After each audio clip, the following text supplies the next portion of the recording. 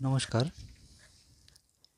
Central government অথবা state গভর্নমেন্টের আন্ডারে যারা বিভিন্ন সরকারি চাকরির পরীক্ষা দিচ্ছ, তাদের মধ্যে যারা ওবিসি ক্যাটাগরিভুক্ত ক্যান্ডিডেট আছে, তাদের ক্ষেত্রে ওবিসি এনসিএল নন ক্রিমি লেয়ার একটি সার্টিফিকেট তাদেরকে প্রদান করতে হয়। এই সার্টিফিকেট কিভাবে করতে হবে এবং কোথা থেকে পাবো সে ব্যাপারে আজকে এই ভিডিওতে আমি আলোচনা করব। প্রথমে সার্টিফিকেটটা একটা কপি দেখিয়ে দিই কিভাবে ওবিসি এনসিএল সার্টিফিকেট কপি, এটি পিডিএফ আকারে আমি ডেসক্রিপশন বক্সে দিয়ে দেব, তোমরা ওখান থেকে ডাউনলোড করতে পারবে। এবার এই সার্টিফিকেট তোমরা কোথাতে পাবে, প্রথমে একটু বলে নিই কোথায় পাবে। তোমরা এসডিও, তোমাদের আশেপাশে যদি এসডিও থাকে, তোমরা এসডিওর অন্তর্গত হলে সেখান থেকে এই সার্টিফিকেট পাবে। আর কেউ ডিস্ট্রিক্ট ডেপুটি কমিশনারের কাছে গেলে তিনিও দিতে পারবেন এই এনসিএল সার্টিফিকেট। ডিস্ট্রিক্ট ম্যাজিস্ট্রেটের কাছে গেলেও আপনি এই সার্টিফিকেট পাবেন। এই ওবিসি এনসিএল সার্টিফিকেট করতে গেলে কি কি ডকুমেন্টস লাগবে সেগুলি আলোচনা করব। প্রথমে এই যে এনসিএল সার্টিফিকেট, এই যে ফরম্যাটটা দেখালাম, এই ফরম্যাটটি 2 কপি এই ফরম্যাট লাগবে। আধার বা ভোটার কার্ডের একটা জেরক্স লাগছে, আর এমপি মাধ্যমিকের অ্যাডমিট কার্ডের একটা জেরক্স লাগবে। তোমার যারা পঞ্চায়েত এরিয়াতে বসবাস করো তাদের একটা ইনকাম সার্টিফিকেট তুলতে হবে পঞ্চায়েত থেকে, এবং যারা পৌরসভার আন্ডারে বসবাস করো তারা পৌরসভা থেকে ইনকাম সার্টিফিকেট তুলবে। এরপরে ফ্যামিলি ইনকামগত একটা সার্টিফিকেট তোমাকে জমা করতে হবে। বাবা অথবা যাদের বাবা নেই, যা মা ইনকাম করে তার মায়ের ইনকাম সার্টিফিকেট একটি তুলতে হবে। এই ইনকাম সার্টিফিকেটটা এসডিও থেকে ই ডিস্ট্রিক্ট যে পোর্টাল হয়, বিডিওর আন্ডারে জমা করতে হয়। ই ডিস্ট্রিক্ট পোর্টালে অনলাইনে অ্যাপ্লাই করে বিডিওতে জমা করতে হয়, এবং কিছুদিনের মধ্যে সেটি এসডিও থেকে অ্যাপ্রুভ হয়ে তোমরা অনলাইনে পেয়ে যাবে। আর এসডিওতে একটা অ্যাপ্লিকেশন করতে হয় এই ওবিসি এনসিএল সার্টিফিকেট পাওয়ার জন্যে। কিসের জন্য অ্যাপ্লাই করছো সেটি মেনশন করে। তো এই গেল যে সমস্ত ডকুমেন্টস রিকোয়ারমেন্ট সেগুলি। এবার যে এনসিএল সার্টিফিকেটটা কীভাবে ফিল আপ করতে হবে সেটি এখানে এই ভিডিওতে দেখাবো।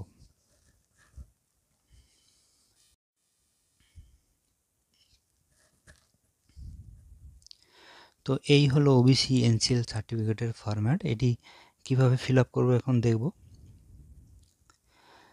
প্রথমে this is two certified that Shrimati dash, এখানে ক্যান্ডিডেট বা তোমার নাম এখানে দিতে হবে, যে ক্যান্ডিডেট অ্যাপ্লাই করছে তার নাম দিতে হবে। Son daughter of,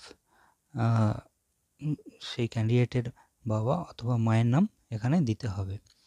of village, town, কোন শহর বা কোন গ্রামে বাস করে সেটি এখানে দিতে হবে। তারপরে বলেছে ডিস্ট্রিক্ট, কোন ডিস্ট্রিক্টের আন্ডারে বাস করে সেটি দিতে হবে। তারপরে in the state, union territory, কোন স্টেটের আন্ডারে বাস করে, যদি ওয়েস্ট বেঙ্গল হয় এখানে ওয়েস্ট বেঙ্গল দিতে হবে। তারপরে বলেছে belongs to the dash community, belongs to the, কেউ ধরো মুসলিম মোল্লা কমিউনিটি থেকে বিলং করে, তাকে এখানে মুসলিম মোল্লা কমিউনিটি, এখানে মুসলিম মোল্লা লিখে দিতে হবে। তারপরে এখানে কিছু দিতে হবে না। তারপরে বলছে শ্রীমতী কুমারী, এখানে আবার নিজের নাম দিতে হবে, ক্যান্ডিডেটের নাম দিতে হবে। এবার বলেছে এটা কিছু দিতে হবে না। His or her family ordinarily resides in dash district, কোন ডিস্ট্রিক্টে বাস করে সেটি দিতে হবে।